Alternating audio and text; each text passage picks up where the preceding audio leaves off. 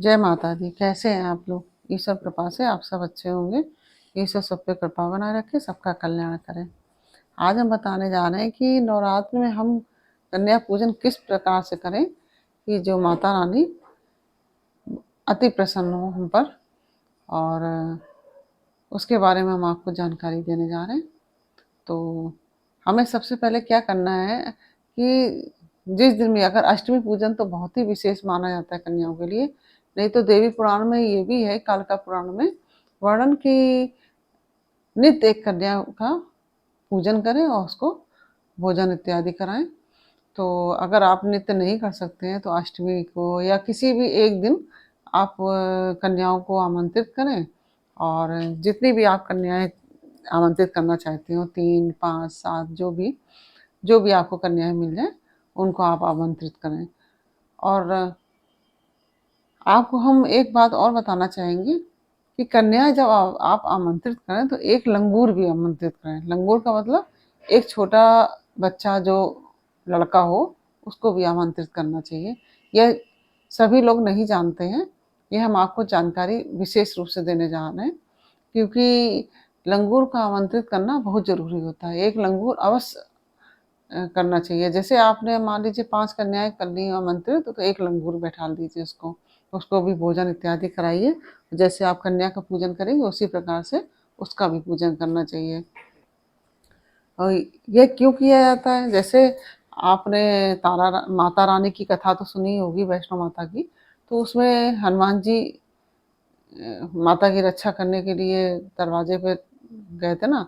तो उस प्रकार से माता, मतलब उन्होंने दरवाजे पे बैठे थे। माता हनुमान जी की भी पूजा जब आप नवरात्र की जब पूजन इत्यादि करें, तो उसमें आप जैसे माता रानी को, हनुमान जी को, बजरंग बली को, चित्र हो जो आपके पास, उनको, और भगवान शंकर को जरूर स्थापित किया जाता है जब माता रानी की स्थापना की जाती है। तो उसी प्रकार से एक लंगूर कन्या खिलाने में अवश्य बैठाला जाता है। तो आप नित्य के पूजन इत्यादि करने के पश्चात जो आपने कन्याएं और लंगूर को आमंत्रित किया है, उनको आप चरण पखारिए। चरण पखारिए मतलब उनके चरण धुलाइए। आप चाहें तो उनको पानी से वैसे भी धो सकते हैं, नहीं तो आप एक पात्र में जल लेके उससे हाथ, उनके पैरों को गीला कीजिए और पोंछिए उनको एक साफ कपड़े से, उसको पोंछिए। वो जो कन्या आप बुलाएंगी वो कन्या नहीं, वो साक्षात माता कहलाती हैं, साक्षात माता होती हैं। और उनके जैसे माता का पूजन करते हैं ना आप लोग, चरण चरण पखारते हैं, उनको करते हैं, इसी प्रकार से उनको पूजन कीजिए। फिर उनको आप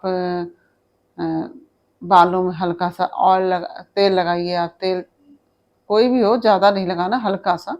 और जैसे ये समझ लीजिए माता का आप श्रृंगार कर रही हैं। और माता को सिंदूर का टीका लगाइए, कुमकुम का टीका लगाइए, है ना। अक्षत लगाइए उनको, जो कन्याएं हैं। और उनको पहले, हाँ, आसन आसन में बैठा लिएगा, ऐसे मत बैठा लिए, जमीन में आसन बिछा के उसमें बैठा लिया आप उनको। फिर उनके जब चरण पखार लें तो तेल लगा के फिर आप उनको सिंदूर का टीका लगाएं, कुमकुम का टीका लगाएं, और अक्षत चढ़ाएं, उनको माथे में लगाएं अक्षत।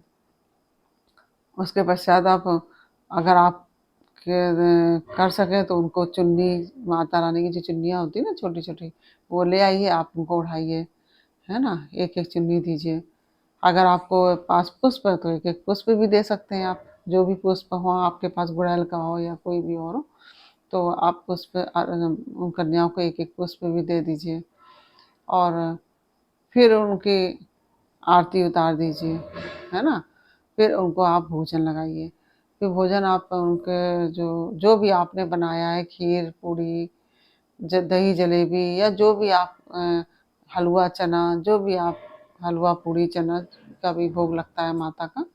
तो बहुत से लोग तो हलवा पूड़ी चना भी खिलाते हैं, कुछ लोग खीर पूड़ी खिलाते हैं, कुछ लोग नमकीन भी खिलाते हैं, सब्जी पूड़ी खीर इस तरह से भी कन्याओं को खिलाते हैं। तो जो आपके यहाँ जैसा होता हो उस तरह से आप उनका भोजन लगाइए।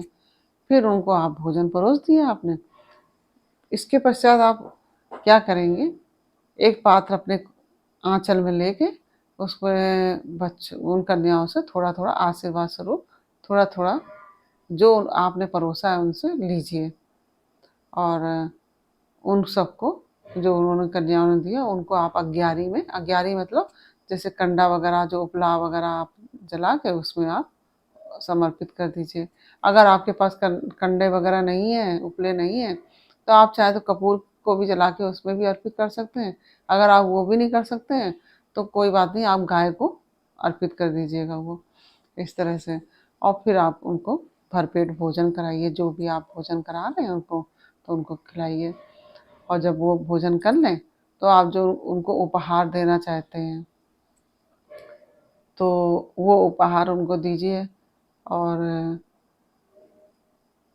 उनको दक्षिणा अवश्य दीजिए। चाहे आप उपहार दें या ना दें, लेकिन दक्षिणा अवश्य देनी चाहिए, वो आप अपनी श्रद्धा के अनुसार दे सकते हैं। और जैसा ही आप कन्याओं का पूजन करेंगे, ठीक वैसे ही आप लंगूर का भी पूजन करेंगे। और कन्याओं की बिंदी लगाएंगे तो उनके टीका लगाएंगे, है ना। और कन्याओं के भी आप कन्याओं के महावर की भी बिंदी लगा सकते हैं। तो इस तरह से पैरों में बिंदी लगा सकते हैं महावर की। तो जब कन्या भोजन कर लें उसके पश्चात आप उनको उपहार दीजिए, दक्षिणा दीजिए, और कुछ अक्षत और चने की दाल जो होती है ना, वो शुभ मानी जाती है, तो उनको आप दीजिए। या तो अक्षत दे दीजिए या चने की दाल, जो भी आपसे बन पड़े वो दीजिए आप। और जब उनको वो दे दें फिर उनसे आप अपने आंचल में, कोंच में, जिसको कोंच कहते हैं, जैसे चुन्नी आप अगर सूट पहने तो चुन्नी में अपनी थोड़ा सा, और या फिर साड़ी पहने तो साड़ी के आंचल में आप उन कन्याओं से और लंगूर से थोड़ा थोड़ा जो आपने जो अक्षत या दाल दी है चने की, वो आप उनसे थोड़ा थोड़ा ले लीजिए। बहुत ज़्यादा ज़्यादा नहीं देना है, थोड़ा थोड़ा चुटकी चुटकी भर देना है, और उनसे उससे भी आधा आधा ले लीजिए थोड़ा थोड़ा। और फिर उसके बाद आप उनकी विदाई कीजिए, कन्याओं की पैर चरण छू के उनको मत्था टेकिए, चरण छूइए और उनकी विदाई कीजिए। फिर उसके विदाई के पश्चात जो आपने अपने आंचल में लिया है चने की दाल या चावल, जो अक्षत लिए हैं उनसे कन्याओं से, वो समझ लीजिए वो देवी का आशीर्वाद मिला है आपको। तो उसको आप अपने भंडार गृह में, तिजोरी में, अलमारी में जो लॉकर होती है उसमें, वहाँ पे आप उनको रख दीजिए। वो माता रानी का वो आशीर्वाद है। इस तरह से आप कन्या पूजन करेंगे तो माता रानी अति प्रसन्न होंगी और उनका आशीर्वाद आपको प्राप्त होगा। और इस तरह से पूजन करने से माता बहुत खुश होती हैं। और अगर कन्याएं आपके घर से खुश होके गई तो बहुत ही अच्छा है। और बहुत सी जगह तो कन्याएं नाचती भी हैं, और नाचना तो और भी अच्छा माना जाता है कन्याओं का। तो इस तरह से कन्याएं दुखी होकर घर से ना जाएं। इस तरह से आप कन्या पूजन कीजिए। और आशा है कि हमारी जानकारी आपको अच्छी लगी होगी। और यदि अच्छी लगी हो तो वीडियो को लाइक शेयर अवश्य कर दीजिए, और कमेंट में जय माता दी अवश्य लिखिए। और यदि आपने हमारे चैनल को सब्सक्राइब नहीं किया है तो प्लीज़ हमारे चैनल को सब्सक्राइब कर लीजिए, और बेल आइकन बटन अवश्य दबा दीजिए, जिससे कि हमारे आने वाले सारे वीडियोस आपको प्राप्त हो सकें। और फिर मिलते हैं आपसे अगले वीडियो में एक नई जानकारी, एक नई कहानी के साथ। तब तक के लिए जय माता दी।